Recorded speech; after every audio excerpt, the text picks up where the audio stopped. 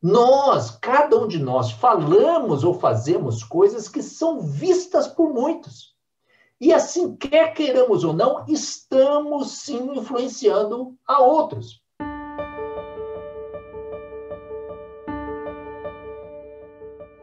Nós seguimos com a série no livro de Jeremias, né? Vamos ter ainda bastante tempo pela frente no livro do profeta Jeremias, é um livro bem longo, mas espero que de alguma maneira anime vocês para nas suas casas estarem abrindo também o livro, lendo e meditando na palavra de Deus, nessa riqueza que há na palavra de Deus no Antigo Testamento, nos livros dos profetas, em especial nessa série que nós estamos fazendo aí também no livro do profeta Jeremias.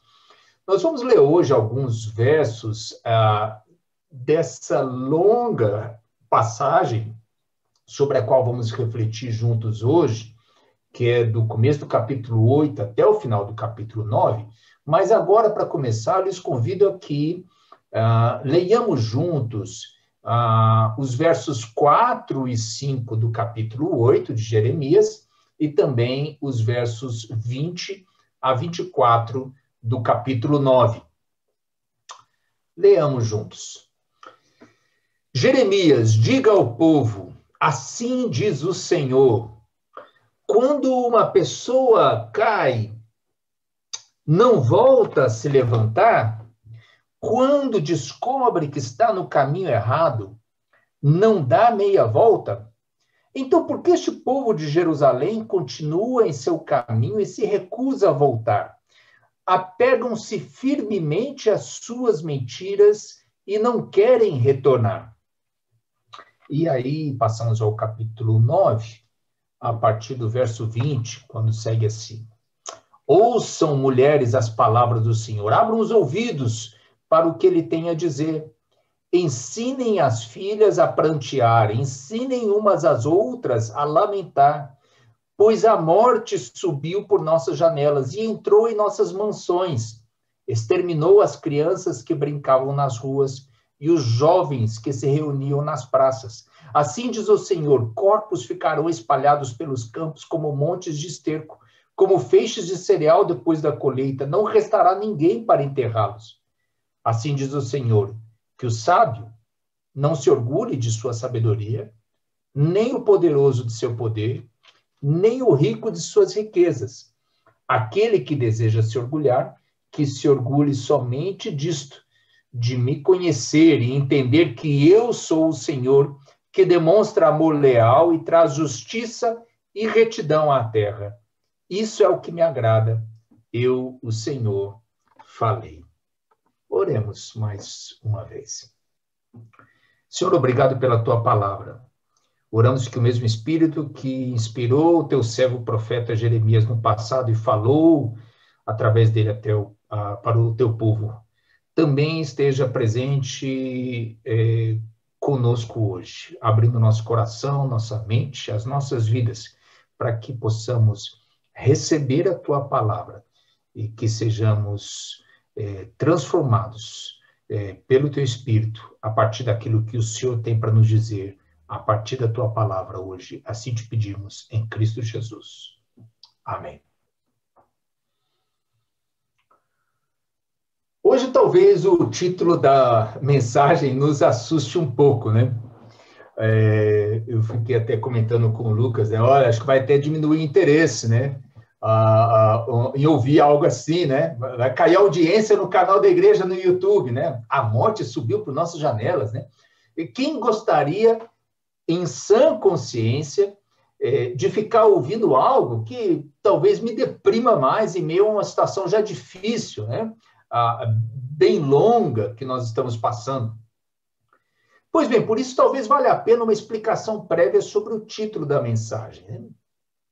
Ele vem de um dos versos nessa longa passagem que examinaremos hoje, que começa no verso 4 do capítulo 8 e vai até o final do capítulo 9.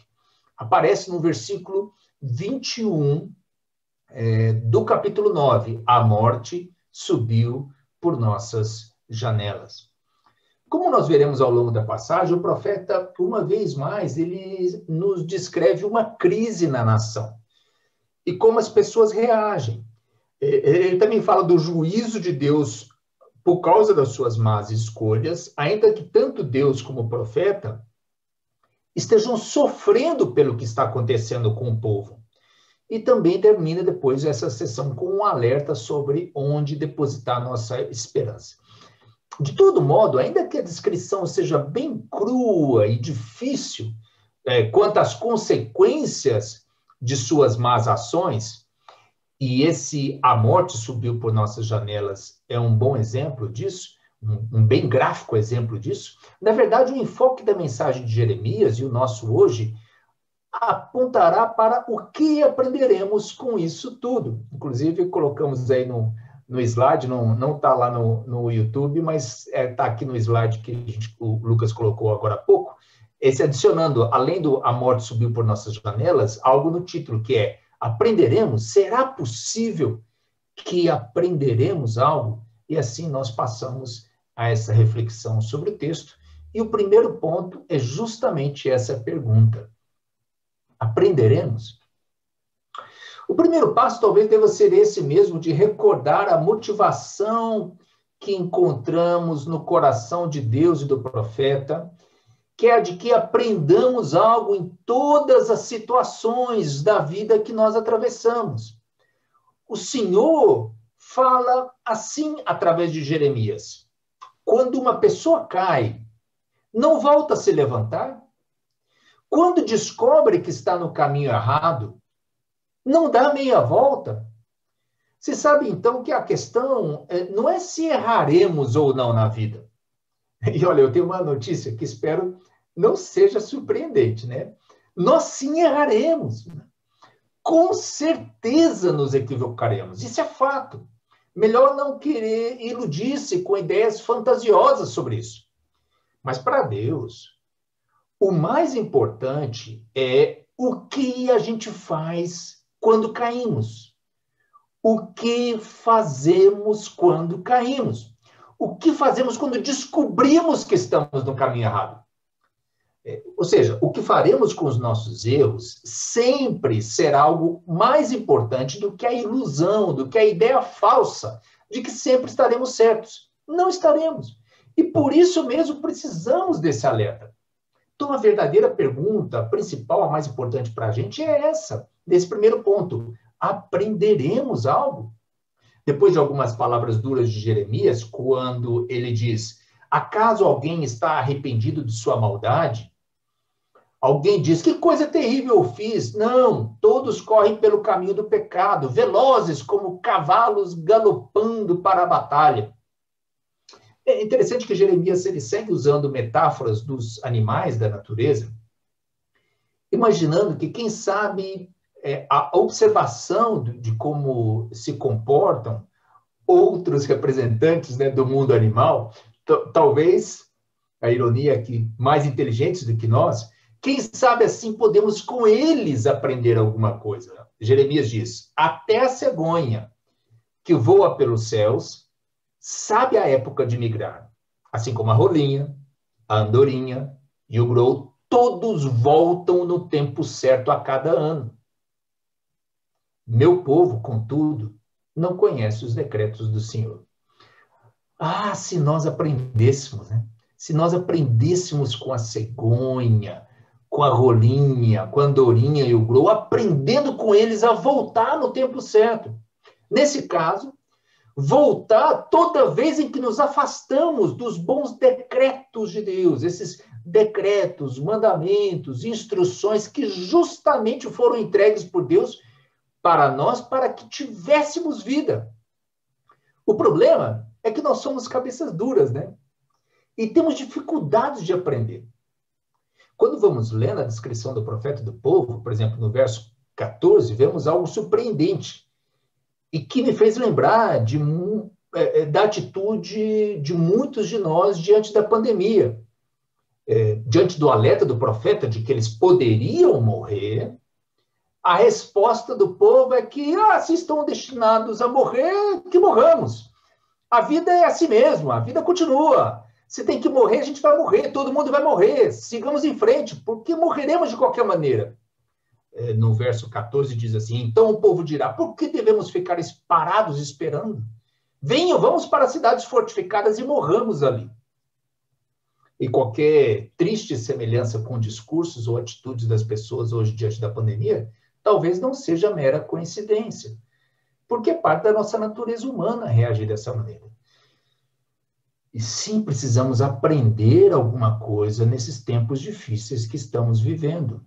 Porque se não aprendemos algo, nós corremos o risco de, no próximo grande desafio que a humanidade enfrentar, não sabemos qual pode ser, uma próxima pandemia, pior do que essa, a grande tragédia do aquecimento global, no próximo grande desafio que a humanidade enfrentar, o problema é que se a gente não aprende, nós venhamos a sofrer outra vez por causa dessas atitudes teimosas, negacionistas e talvez de uma maneira pior do que sofremos agora. Mas há uma esperança aqui. E ela se embasa justamente na possibilidade de que venhamos a aprender algo. E que esse aprendizado mude algo em nós. Mude o nosso coração, mude as nossas atitudes, a nossa vida, e que consigamos ver essa mudança em nós e nos outros quando a pandemia passar. Esse será um bom exercício para quando atravessarmos essa tempestade. Perguntar-nos o que foi que aprendemos. O que foi que mudamos em nós mesmos, ou na comunidade, na nossa experiência de vida em comunidade, depois de tudo isso que vivemos. Assim, abrir nossas vidas agora para esse aprendizado e mudança que o Senhor quer ver em nós, para que esse aprendizado e mudança aconteça de fato, porque paramos, ouvimos, ponderamos e aprendemos, e será melhor para todos. Segundo ponto hoje, esse aprendizado deve acontecer, ainda que ele deva acontecer entre todos, parece que ele deve ser ainda mais importante entre aqueles que de uma maneira ou outra influenciam aos demais. Ou seja, aprendizado deve começar com aqueles que influenciam. Eu digo assim, dessa maneira, com aqueles que influenciam devem prestar mais atenção às suas palavras e atitudes, porque se talvez eu usasse a palavra líderes aqui, eu poderia passar que nós pensássemos que essas palavras duras não são para nós. É para algum outro líder, que tem alguma responsabilidade, não para mim. Claro, eu, como pastor, eu tomo essa palavra de maneira ainda mais dura, para mim mesmo, para tudo que eu digo ou faço, porque eu sei que muitos estão prestando atenção à maneira como eu me porto diante das situações, é parte da tarefa e do ministério que eu realizo. Tendo dito isso, é importante que reconheçamos que cada um de nós, seja em nossas famílias, nos nossos círculos de relações, ou no fenômeno tão importante de nossos tempos, que são as redes sociais, cada um de nós, falamos ou fazemos coisas que são vistas por muitos. E assim, quer queiramos ou não, estamos sim influenciando a outros. Nesse sentido, somos líderes ou exercemos influência a outros. Não adianta negar isso. A pergunta é se estamos influenciando bem ou influenciando mal. Resta saber isso, se bem ou mal, se inspirando a outros com bons exemplos, com nossas boas atitudes, ou se ferindo, decepcionando ou frustrando a muitos por nossas palavras e nossas ações. Então, o aprendizado deve ser algo que todos nós devemos buscar na vida. Quem não aprende, não cresce, em lugar de abençoar, traz o mal para a vida de outros. Deus não quer isso. Jeremias não quer isso. E o alerta lhes veio de maneira clara. Diz assim o profeta: desde o mais humilde até o mais importante, sua vida é dominada pela ganância.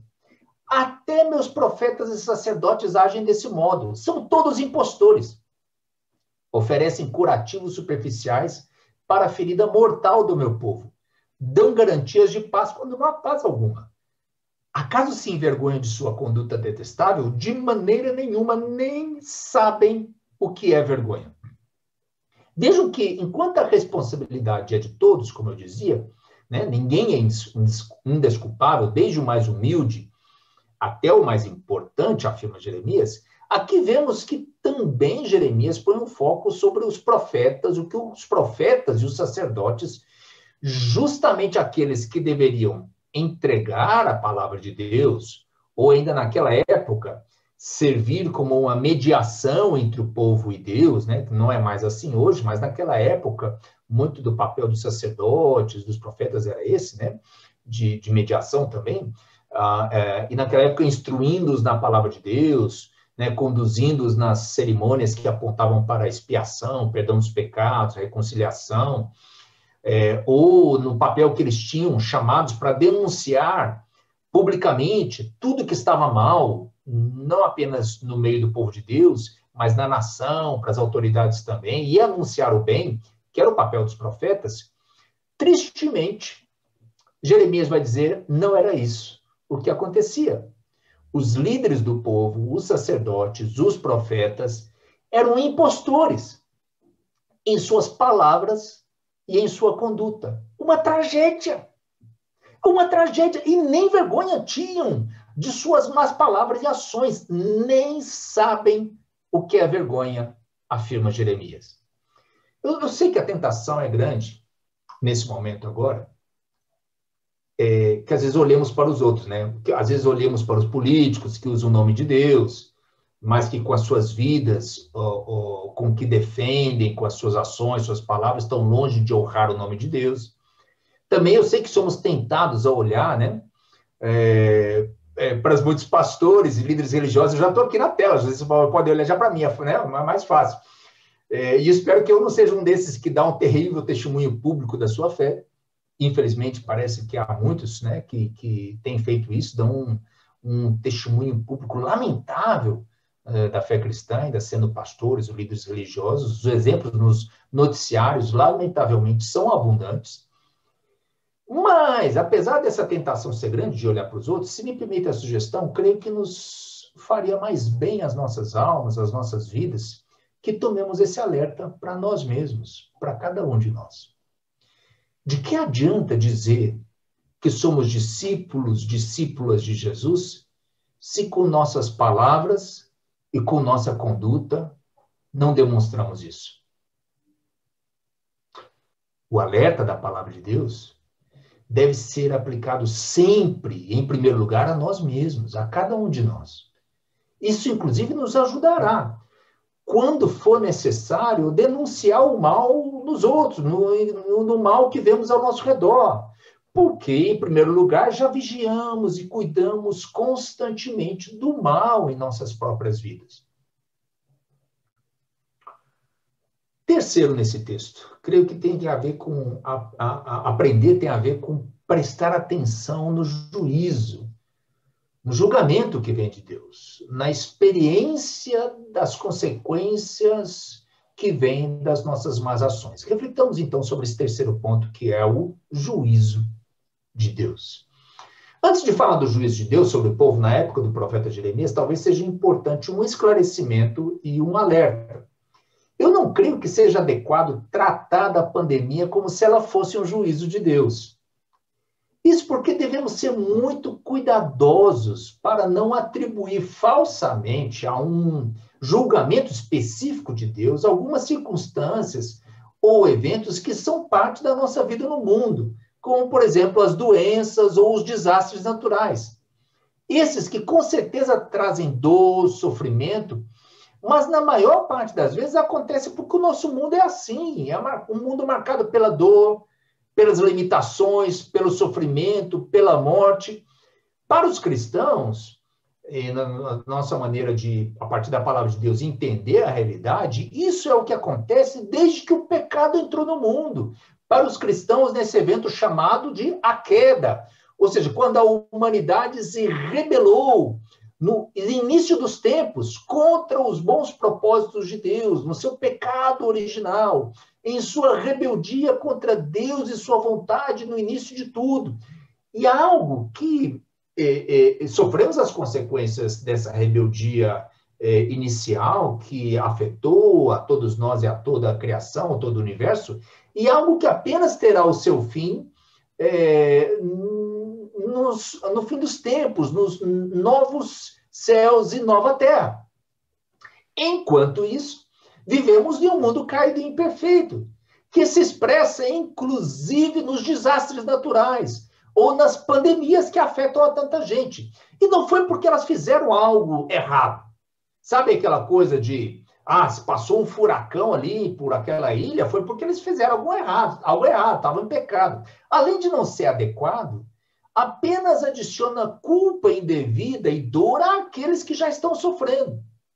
Um outro parênteses importante seria dizer que é claro que há situações em que sofremos ou fazemos outros sofrer por conta dos nossos pecados ou nossas ações prévias. Por exemplo, pode passar de alguém estar sofrendo com um câncer de pulmão porque fumou a vida inteira, ou porque alguém com quem vive fumou a vida inteira, e agora está colhendo as consequências disso. Mas não significa que cada pessoa que desenvolva alguma doença seja culpada por isso. Seria uma loucura, inclusive cruel afirmar isso, e não é um ensinamento bíblico. Pois bem, tendo esclarecido, espero, né, que bem isso, podemos então afirmar que na época do profeta Jeremias, a mensagem era que viria sim o juízo de Deus sobre eles por causa de sua desobediência, por causa de sua teimosa rebeldia, mesmo com os muitos alertas por parte de Deus, e eles sim seriam levados ao exílio na Babilônia, por causa dos erros deles. A descrição, então, dura do juízo de Deus, em Jeremias, aparece em vários trechos dessa passagem. Entregarei suas esposas aos outros, darei seus campos a estranhos. Depois segue assim, né? Ficarão arruinados quando eu os castigar, diz o Senhor, certamente os consumirei, não haverá mais colheita de figos nem de uvas, suas árvores frutíferas morrerão, tudo que lhes dei em breve acabará.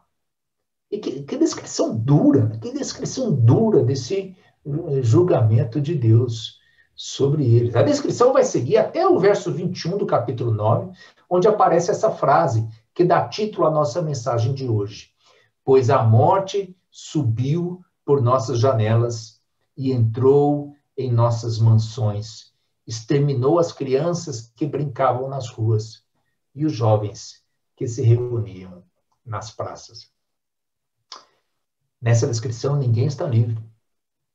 A morte entrou em nossas mansões, revelando que o poder econômico não os livraria desse juízo.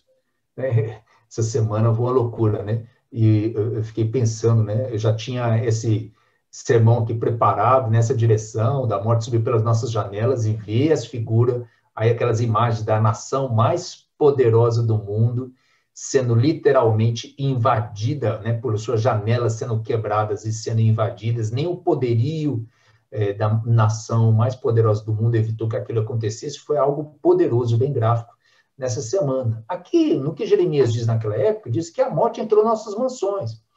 Nenhum poder os livraria desse juízo. Atingiu as crianças e os jovens, reforçando que tampouco a força da juventude os levaria a escapar do castigo que viria sobre eles. E só para frisar, para não ficar nenhuma dúvida aqui, eu não estou, de maneira alguma, sugerindo que aquela invasão de aqueles malucos que devem ser presos ao Capitólio lá nos Estados Unidos foi alguma expressão do juízo de Deus sobre a nação. Eu acho que são uma loucura, se dizem cristãos, mas precisam pagar pelos seus atos irresponsáveis, todos e cada um deles, e nós aqui no Brasil ficarmos atentos a isso também. Mas lembramos que o juízo aqui, lá na época de Jeremias, ela vem com um propósito da parte de Deus. O juízo vem com uma forma de purificação, porque Deus vai dizer assim, é o meu povo.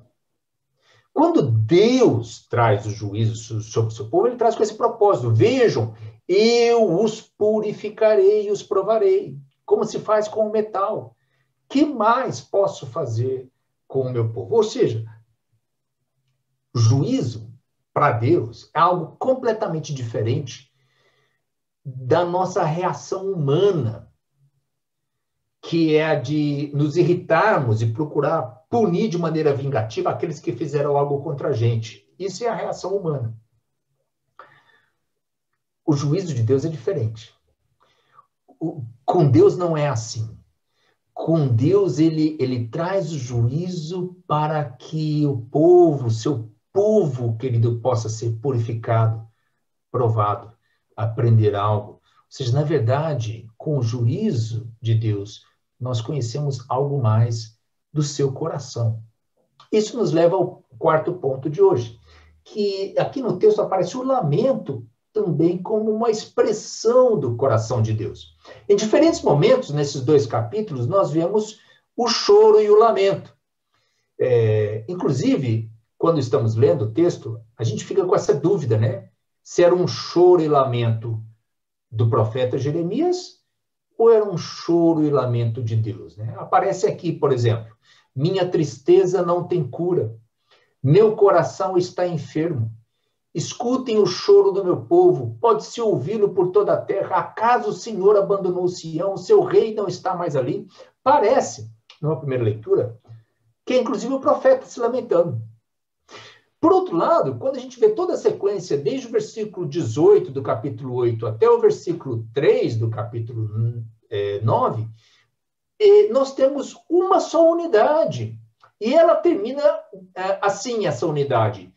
Diz o Senhor. Então, nela vemos esse lamento ser expressado também assim: sofro com a dor do meu povo, lamento e sou tomado de tristeza. Não há remédio em Gileade, não há médico ali, porque não há cura para as feridas do meu povo. Quem dera minha cabeça fosse uma represa e meus olhos uma fonte de lágrimas. Choraria dia e noite, porque meu povo foi massacrado. Assim, de todo modo, mesmo que entendêssemos também como palavras do profeta, o que nós vamos perceber aqui é que o choro e o lamento, mesmo se fossem do profeta, eles seriam um reflexo importante do coração de Deus no coração do profeta. E quando descobrimos ainda que a mensagem que é entregue, ela é reconhecida como vinda do próprio coração do Senhor, aí nós aprendemos que o lamento nas Escrituras, ele tem o seu lugar, a sua função importante na nossa vida espiritual. Porque ao expressar o lamento, que é diferente de murmuração, reclamação, isso é um lamentar falando com Deus, um lamentar por tudo que nós vemos de errado no mundo, nas nossas próprias vidas, nos aproximando até mais do coração de Deus, que também se entristece por causa do pecado e da injustiça. Aí assim nós conhecemos mais a Deus, o seu caráter, o seu coração. Nós vamos aprender que na palavra, que esse tipo de lamento, ele tem o seu lugar, o seu tempo para acontecer, e que deve ser expressado. Mas Jeremias vai nos dizer que o lamento, inclusive, deve ser algo ensinado. No versículo 20 do capítulo 9, nós temos isso. Ouçam, mulheres, as palavras do Senhor. Abram os ouvidos para o que ele tem a dizer. Ensinem as filhas a prantear. Ensinem umas às outras a lamentar. Eu fico pensando assim, que bonito isso, né? Ensinar uns aos outros, inclusive aos mais jovens, a prantear, a chorar, a lamentar. Essa figura bonita de que Deus está chorando. A sua cabeça fosse uma represa, os seus olhos uma fonte de lágrimas. Deus chorando dia e noite porque seu povo foi massacrado. Essa de ensinar uns aos outros que o lamento tem o seu lugar na nossa vida espiritual é algo muito especial na palavra de Deus. E encontrar que Deus, naquele nosso choro, no lamento, está ao nosso lado chorando junto com a gente. E que nesse choro e lamento, Deus de justiça está ao nosso lado. E aí sim chegamos a essa pergunta final de hoje, que Jeremias faz: onde depositar nossa esperança? Chegamos ao final da nossa reflexão de hoje, buscando responder de alguma maneira aquela pergunta que fizemos ao princípio, que é: aprenderemos algo? A parte final do capítulo 9 nos ajuda a responder essa pergunta, com enfoque onde o povo de Deus deveria depositar sua esperança. Que o sábio não se orgulhe da sua sabedoria, nem o poderoso do seu poder, nem o rico das suas riquezas. Aquele que deseja se orgulhar, que se orgulhe somente disto, de me conhecer e entender que eu sou o Senhor, que demonstra amor leal e traz justiça e retidão à terra. Isso é o que me agrada. Assim, quando nos perguntamos onde depositar nossa esperança, a palavra de Deus, através de Jeremias, nos diz: não em nossa sabedoria, não em nosso poder, não em nossa riqueza. Olha, sabedoria, poder, riqueza. Interessante porque são coisas em que costumamos confiar, né? Ou onde é comum que nós busquemos nelas encontrar uma certa segurança. Mas não. A palavra de Deus diz: não nelas. Não adianta buscar isso na sabedoria, nem no poder, nem na riqueza. O que faz a gente ficar perguntando, então, mas onde então? E a palavra, através de Jeremias, nos vem dizendo que nossa esperança deve estar em conhecer e entender que Javé é o Senhor.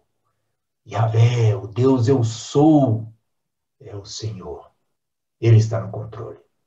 Que nosso Deus é um Deus de amor, de justiça e de retidão, que é outra maneira de dizer que é um Deus de amor, de justiça e de santidade. Apenas para que fique bem claro que é no Senhor que esperamos. Nem na vacina. Que loucura, né? Eu sei que nesse momento é até perigoso dizer isso. Mas esperança nem na vacina. E, aliás, quando chegar, que cada um de nós sejamos vacinados, porque precisamos todos ser vacinados para isso funcionar melhor.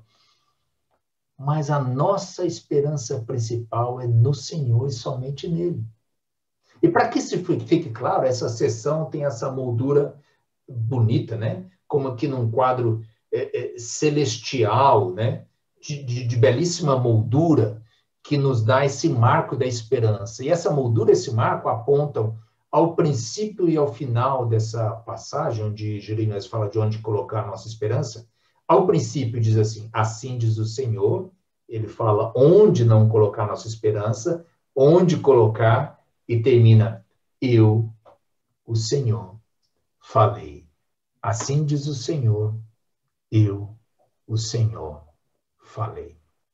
No que o Senhor nos diz, em sua palavra, está a nossa esperança. O que nós levamos hoje da palavra do Senhor em um texto que, ao primeiro momento, ele nos parecia tão difícil? Nossos passos hoje, recordemos, foi nos perguntar primeiro, né? Será que aprenderemos algo ou não das situações difíceis que passamos? Refletimos também que muitas vezes é importante que o aprendizado deve começar com aqueles que influenciam, e significa cada um de nós. Buscamos entender também o propósito do juízo de Deus, revelando-nos algo mais do seu coração, do seu caráter. Buscamos ali, com a ajuda de Jeremias, redescobrir o lamento como uma expressão do coração de Deus que precisa ser ensinado e tem o seu tempo e o seu lugar nas nossas vidas. E refletimos juntos também sobre onde depositar nossa esperança. Que o Senhor nos ajude em tempos difíceis, a aprender algo com Ele, aprender em sua palavra. Que Deus nos abençoe.